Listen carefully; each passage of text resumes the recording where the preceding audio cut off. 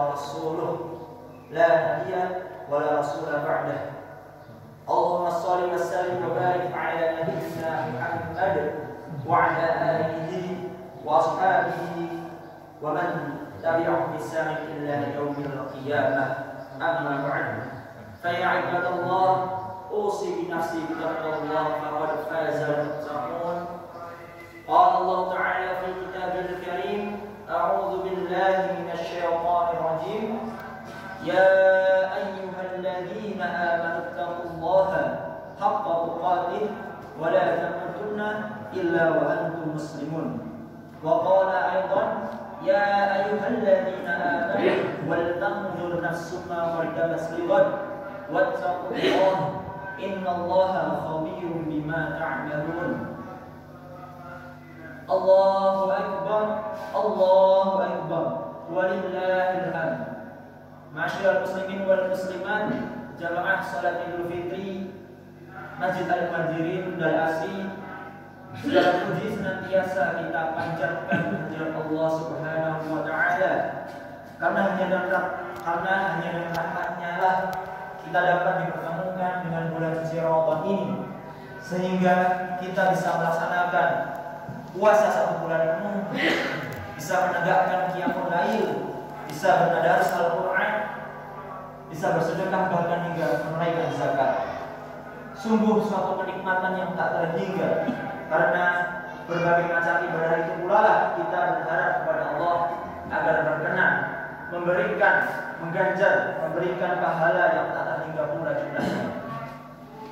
Sejak tadi malam, umat Islam seluruh dunia, seantero dunia, melantunkan kalimat tauhid, melantunkan kalimat takbir, kalimat tahmid, dan kalimat tahlil sebagai bentuk syukur, sebagai bentuk rasa syukur kita telah mampu menyelesaikan ibadah puasa selama 1 bulan penuh, dengan harapan agar Allah akan mengampuni segala dosa dan kesalahan kita setahun yang lalu.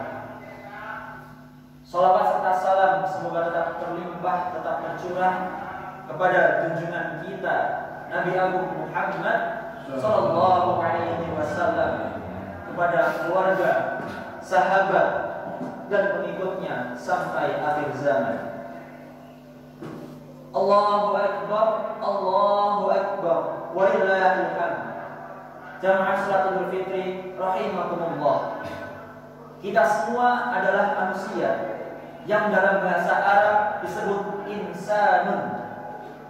Al-Imam Al-Ghazali menyatakan bahwa kata insanun disusun oleh 3 unsur. Yang pertama ialah unsur yang artinya jinak, kemudian nausun yang artinya dinamis, dan nisyanun yang artinya lupa. Ketiga unsur inilah yang menyusun satu kata insanun yang berarti manusia. Maka kita sebagai insan, sebagai manusia, kita memiliki sisi pribadi yang unsur, yang jinak, yang lembut, yang halus, yang peka terhadap apa yang ada di sekitar kita, yang mudah dipengaruhi oleh berbagai kondisi di lingkungan kita. Sebab itulah maka salah satu bentuk kata dalam bahasa Arab untuk menyebut manusia selain insan adalah basyar. Basyar yang berarti kulit. Kulit yang membentuk rupa kita dan yang membentuk sifat kita. Peka terhadap apa-apa yang dari luar, peka terhadap rangsangan dari luar, dari panas, dari dingin, rasa sakit, kusukan, dan lain sebagainya. Maka itulah manusia. Sifat yang pertama unsur, dia jinak, artinya ia berada dalam kondisi atau dalam keadaan yang mudah dipengaruhi oleh lingkungannya. Allahu Akbar, Allahu Akbar, walillahil hamd. Jamaah salat Idul Fitri rahimahumullah. Yang kedua, manusia bersifat nausun, yang artinya dinamis, berubah-ubah. Dia pada pagi hari ini mungkin berbeda dengan pada siang nanti ataupun sore hingga malam nanti. Karena manusia memiliki qol atau qalbun. Qalbun dalam bahasa Arab yataqallab, artinya dia berbolak-balik. Qalbun atau yang sering kita terjemahkan sebagai hati, meskipun dalam makna lughawi atau secara bahasa lebih tepat merujuk pada organ jantung. Qalbun dalam bahasa Inggris heart, itulah jantung. Sedangkan hati ialah liver, maka qalbun lebih tepat merujuk kepada organ disebut jantung. Taqallada yataqallab, dia berbolak-balik, dia bergonta-ganti tanpa disadari oleh manusia. Maka dari itu dalam setiap akhir sholat kita diajarkan oleh Nabi untuk berdoa, ya muqallibal qulub tsabbit qalbi 'ala dinik. Wahai zat yang membolak-balikkan hati, tetapkan hati kami ini ya Allah yang selalu berbolak-balik ini, tetapkan agar selalu berada di atas agama. Karena ini memang hati yang berubah-ubah, yang benci begitu mudah berubah menjadi cinta. Batasnya tipis sekali. Yang mengikuti suatu pemahaman dapat berubah secara revolusioner menjadi pemahaman yang lain. Batasnya juga sangat dekat sekali. Demikian terlebih di akhir zaman, sebagaimana yang diisyaratkan Rasulullah SAW. Beliau bersabda, kamu akan dapati seseorang pada akhir zaman yang pada pagi harinya ia beriman, tetapi pada sore harinya ia telah ingkar kepada Allah. Ada pula yang sore harinya beriman, tetapi pada pagi harinya ia telah ingkar kepada Allah. Maka itulah manusia, sifat yang kedua, nausun, dinamis, berubah-ubah. Dari faktor di dalam dirinya sendiri pun dia sulit untuk tetap, dia sulit untuk istiqomah, dia sulit untuk berada di jalan yang lurus. Allahu Akbar, walillahil hamd. Jamaah salat Idul Fitri rahimakumullah. Yang ketiga, manusia mempunyai sifat nausun, yang artinya lupa, mudah terlupakan. Dan memang Allah menganugerahkan sifat ini sebagai bagian dari kebaikannya. Kalau kita bisa mengenang seluruh hal yang sakit, yang pahit dalam hidup kita sejak kita hadir di dunia ini, niscaya kita malah akan menjadi orang yang takut, menjadi orang yang pesimis, tidak berani menatap hari besok, tidak berani mengambil resiko. Sebagai contoh, ketika kita dulu belajar berjalan, berapa kali kita jatuh ketika belajar berjalan? Kita jatuh, kemudian bangkit lagi, jatuh lagi, berdiri lagi, dan kemudian jatuh lagi, berdiri lagi. Kalau itu kemudian jumlah jatuh kita alami saat dewasa seperti ini masih kita ingat, maka niscaya kita akan memilih pakai kursi roda saja. Karena saking menyakitkannya dan saking menakutkannya pengalaman jatuh ketika berjalan. Tetapi Allah yang saking maha baiknya ini membuat kita melupakan hal-hal yang pahit, hal-hal yang sedih, hal-hal yang sakit, supaya kita mampu menatap masa depan, supaya kita mampu menatap hari esok, supaya kita mampu menjadi orang, menjadi hamba yang optimis. Jamaah salat Idul Fitri rahimakumullah. Namun resikonya juga sangat besar. Resikonya juga sifat lupa itu membuat kita bisa melupakan hal-hal yang penting, seperti lupa kepada tujuan hidup kita, asal dari mana kita datang dan tidak kemana kita menuju. Ini yang kemudian oleh Allah Subhanahu wa Ta'ala memberikan mekanisme kepada kita untuk senantiasa mengingat apa-apa hal yang perlu diingat dengan memberikan pengingat. Ada yang sifatnya harian, sifatnya mingguan atau pekanan, bulanan, tahunan, atau bahkan sifatnya sekali seumur hidup dan seterusnya. Allahu Akbar, walillahil hamd. Jamaah salat Idul Fitri Masjid Al-Muhajirin rahimahumullah. Pengingat-pengingat tersebut ada sifatnya harian, yaitu kita mendengar 5 kali sehari kalimat hayya 'alas shalah, hayya 'alal falah. Dan tentu saja kalau dihitung dengan jumlahnya per azan, maka bisa lebih dari itu. Hayya 'alas shalah, hayya 'alal falah. Kita diundang menuju kemenangan. Kita diingatkan untuk tujuan hidup kita supaya kita bisa menang, tidak sekadar menjadi pecundang. Dan syarat menjadi pemenang itu ialah as-shalah. Salat, mendirikan salat. As-shalah kata para ulama ta'ni as-silah, yang artinya koneksi, keterhubungan. Jadi jika kita ingin menang, maka ibarat gadget kita, apalagi dalam misalnya kita lomba game online, kita harus selalu online, harus selalu terhubung, harus selalu terkoneksi. Sama dengan diri kita, menang dalam permainan yang Allah jadikan ujian dalam hidup kita. Liyabluwakum ayyukum ahsanu amala, untuk menguji siapa di antara kalian yang paling baik amalnya. Maka kita memerlukan koneksi, kita perlu terhubung, kita akan tersambung dengan Allah. Gadget kita kalau tanpa koneksi paling hanya bisa untuk melihat foto-foto kenangan masa lalu ataupun membuka aplikasi-aplikasi offline. Tetapi kalau dia connect, dia terhubung, dia tersambung, maka dia bisa mengupgrade sistem operasi, bisa mengupgrade berbagai macam aplikasi dan menggunakan keterhubungannya untuk berkomunikasi dengan seluruh dunia. Inilah perlunya kita senantiasa punya koneksi setiap hari. Dengan sholat kita nyambung dengan Allah, kita terhubung dengan Allah. Seperti halnya yang dikatakan oleh Syekh Qutb rahimahullah taala, sholat itu keterhubungan antara kita yang kecil dengan Allah yang maha besar. Antara kita seperti setetes air yang terpisah dari mata airnya, nyambung dengan sumbernya. Seperti kita yang sudah diterbangkan air begitu jauh untuk kemudian terpeluk kembali ke hadirat Sang Pencipta Allah Azza wa Jalla. Jamaah salat Idul Fitri rahimahumullah, salat ini sumber energi yang luar biasa besar untuk menghadapi berbagai macam ujian yang Allah timpakan, yang Allah bebankan kepada kita. Maka minimal dari salat itu dikatakan oleh Allah, inna sholata tanha 'anil fahsya'i wal munkar. Sesungguhnya salat itu mencegah dari perbuatan yang keji dan mungkar. Perbuatan yang keji yang berkaitan dengan hawa nafsu, yang berkaitan dengan syahwat, sedangkan perbuatan yang mungkar yang berkaitan dengan hak orang lain. Sehingga Imam Al-Ghazali mengatakan bahwa tolak ukur kekhusyuan orang dalam sholat bukan dilihat dari seberapa lama dia sholat, seberapa lama dia berdiri tegak, seberapa bagus dia ruku atau seberapa bagus dia sujud, atau seberapa banyak air mata yang dia teteskan selama sholat itu. Tetapi pertama-tama yang menjadi tolak ukur apakah sholat orang itu khusyuk atau tidak, ialah dilihat tanha 'anil fahsya'i wal munkar. Apakah setelah sholat itu dia mampu mencegah dirinya dari perbuatan keji dan mungkar. Apabila sholat subuhnya dia khusyuk, maka antara subuh hingga zuhur dia mampu mencegah dirinya untuk berbuat keji dan mungkar. Apabila sholat zuhurnya khusyuk, maka antara zuhur hingga asar dia mampu tercegah dari perbuatan keji dan mungkar, dan begitu seterusnya hingga maghrib ke isya, hingga isya ke subuh. Karena semua sholat kita sudah diatur persisnya oleh Allah untuk menjaga kita senantiasa berada dalam kebaikan sepanjang usia kita. Allahu Akbar, Allahu Akbar, walillahil hamd.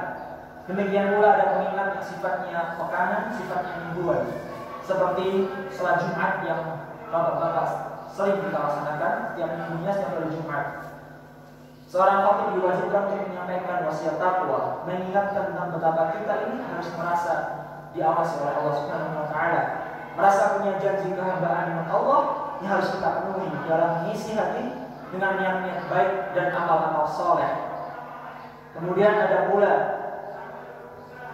pengingat yang sifatnya Jumat ini, sebagaimana dikatakan oleh Imam Sufyan As-Tsauri, beramallah untuk dunia sekadar seberapa lama engkau akan hidup di dalamnya, dan beramallah untuk akhirat sekadar seberapa lama engkau akan tinggal di sana. Ini nasihat yang tidak bisa kita jalankan dengan membagi. Kalau kita membagi dalam hidup kita, ini amal untuk dunia dan ini amal untuk akhirat, maka tidak akan pernah bisa terperbandingkan. Karena dunia begitu sesaat, sedangkan akhirat itu kekal dan abadi. Umur kita di dunia mungkin 60 tahun, 70 tahun, atau bahkan 80 tahun. Tetapi berapa lama kita akan tinggal di akhirat kelak? Selama-lamanya, kekal dan abadi. Maka kita tidak bisa membagi amal kita di dunia menjadi ini amal untuk dunia dan ini amal untuk akhirat. Karena perbandingannya tidak mungkin bisa kita penuhi, yaitu dunia yang hanya sesaat, sedangkan akhirat selama-lamanya. Maka yang bisa kita lakukan dari nasihat ini bukan membagi, tetapi meniatkan seluruh amal ibadah kita, bahkan juga aktivitas kita yang paling sepele yang kita jalankan di kehidupan kita, di kehidupan dunia untuk niat ibadah. Mari kita makan dengan niat untuk akhirat, kita minum dengan niat untuk akhirat, kita duduk dengan niat untuk akhirat, kita tidur dengan niat untuk akhirat, kita bekerja di kantor dengan niat untuk akhirat, kita sekolah dengan niat untuk akhirat, dan segala macam aktivitas yang kita jalankan di dunia ini. sehingga kita kelak niat untuk mendapatkan pahala Allah Subhanahu wa taala. Itulah seluruh hidup kita ibadah.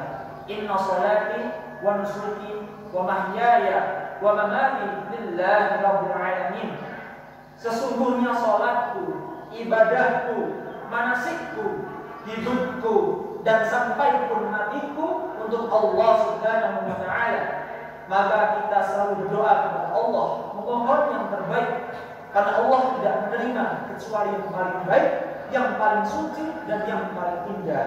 Kita mohon kepada Allah hidup yang indah, dan kita mohon kepada Allah agar mati yang indah. Allahu Akbar, Allahu Akbar, walillahil hamd. Jamaah salat Idul Fitri Masjid Al-Muhajirin rahimahumullah. Ada pengingat yang sifatnya tahunan, seperti Ramadan yang telah kita jalani 1 bulan penuh ini. Di setiap tahunnya memberi kita kesempatan yang luar biasa untuk melebur dosa-dosa, meraih pahala-pahala, mengisi hari-hari dengan nafas ketakwaan muraqabah, merasa diawasi oleh Allah yang sangat kental di setiap langkah kita. Demikian pula ada pengingat yang sifatnya sekali seumur hidup kita diwajibkan untuk berhaji dan umrah bagi yang mampu, yang kemudian kita bertemu bukan cuma dengan waktu yang utama, tetapi juga tempat yang menjadi pengingat. Jika kita tengok kembali pengingat-pengingat sebelumnya, pengingat sholat fardu 5 waktu, pengingat sholat Jumat ataupun pengingat Ramadan, itu hanya sebatas waktu. Sholat subuh, berarti subuh, zuhur siang hari, asar sore hari, dan seterusnya. Tetapi jika kita melaksanakan haji atau umrah, tidak hanya waktu yang utama, tetapi tempat yang menjadi pengingat yang spesial. Seakan kalau pengingat yang lain itu hanya berupa waktu yang hanya sinyal biasa. Sementara waktu dan tempat ketika kita berhaji atau berumrah itu berarti ibarat sinyal wifi yang sangat kuat, yang membuat kita tidak hanya bisa melakukan upgrade, tetapi bahkan juga kita menjadikan selalu terkoneksi tanpa putus dengan Allah. Allahu Akbar, Allahu Akbar, walillahil hamd. Pengingat demi pengingat hadir dalam hidup kita, tetapi ada pengingat yang diam-diam tidak pernah bicara, dan dia begitu datang maka selesailah seluruh tugas pengorbanan kita di dunia ini. Pengingat itu adalah kematian yang datang tanpa memandang umur dan usia. Tidak harus menjadi tua untuk mati, tidak harus menjadi sakit untuk mati, atau syarat-syarat apapun juga bahwa kematian itu datang tanpa duga-duga. Maka pengingat yang diberikan Allah dalam awal ayat yang kami baca tadi, wala tamutunna illa wa antum muslimun, dan janganlah kamu sekali-kali mati kecuali dalam keadaan berislam, berserah diri kepada Allah. Maknanya adalah perintah agar kita terus senantiasa istiqomah dalam beramal, karena kapanpun kematian datang, jika kita berada dalam keadaan istiqomah, berada dalam keadaan taat, berada dalam keadaan amal soleh, maka insya Allah kita semuanya berada dalam keadaan husnul khatimah, akhir yang baik yang didambakan setiap mukmin dan setiap muslim. Maka Rasulullah SAW bersabda, ahabbul a'mali ilallahi adwamuhu wa in qala. Amal yang paling dicintai, yang paling disukai oleh Allah Subhanahu wa taala, itulah yang adwamuhu, yang paling dawam, yang terus-menerus, yang paling istiqomah, yang dirutinkan, yang dijadikan kebiasaan, meskipun itu kecil, meskipun itu sedikit, tetapi senantiasa kita rutinkan. Tetapi sesuatu yang dawam itu memiliki nilai lebih, yang kemudian melatihkan kita untuk ikhlas, karena sering dikerjakan sampai-sampai kita remehkan, sampai-sampai kita tidak lagi peduli, sampai-sampai kita tidak lagi merasa apa-apa, entahkah dipuji, entahkah dicaci, entahkah dilihat orang ataupun tidak dilihat orang, sampai semuanya karena Allah Subhanahu wa taala. Dengan begitu, mudah-mudahan probabilitas kebolehjadian kita mati dalam keadaan sedang mengamalkan amal tersebut jauh lebih tinggi. Itulah husnul khatimah yang kita dapatkan selama ini. Allahu Akbar, Allahu Akbar, walillahil hamd. Jamaah salat Idul Fitri Masjid Al-Muhajirin rahimahullah. Marilah dalam menutup khutbah ini kita hadirkan Allah dalam hati kita. kita berharap, kita memohon pertolongan Allah tidak hanya kepada diri kita, tetapi kepada keluarga kita, kepada warga negara asing, kepada rakyat seluruh rakyat Indonesia, kepada umat muslim di seluruh dunia, terutama di Indonesia maupun Palestina maupun umat muslim lainnya yang sedang tertimpa musibah. Marilah kita memberikan kepada kita dan Allah dalam hati kita. A'udzubillahi minasyaitonir rajim. Bismillahirrahmanirrahim. Innallaha wa malaikatahu yusholluna 'alan nabi ya ayyuhalladzina amanu shallu 'alaihi wa sallimu taslima. Allahumma ighfir lil muslimina wal muslimat wal mu'minina wal mu'minat al ahya'i minhum wal amwat innaka samii'un qaribun mujibud da'wat ya qadil hajat. Rabbana la tu'akhidna in nasina aw akhtana. Rabbana wa la tahmil 'alaina isran kama hamaltahu 'ala alladziina min qablina. Rabbana wa la tuhammilna ma la taqata lana bih wa'fu 'anna waghfir lana warhamna anta maulana fansurna 'alal qaumil kafirin. Rabbana ighfir lana dhunubana wa israfana fi amrina wa tsabbit aqdamana wansurna 'alal qaumil kafirin. Rabbana ighfir lana wa li ikhwanina alladhina sabaquna bil iman wa la taj'al fi qulubina ghillan lil ladzina amanu Rabbana innaka ra'ufur rahim. Rabbana zalamna anfusana wa in lam taghfir lana wa tarhamna lanakunanna minal khasirin. Rabbana la tuzigh qulubana ba'da idh hadaytana wa hab lana min ladunka rahmah innaka antal wahhab. Rabbana atina fid dunya hasanah wa fil akhirati hasanah wa qina 'adzabannar wa qina 'adzabannar wa qina 'adzabannar. Subhana rabbika rabbil 'izzati 'amma yasifun wa salamun 'alal mursalin walhamdulillahi rabbil 'alamin. Wassalamu alaikum warahmatullahi wabarakatuh.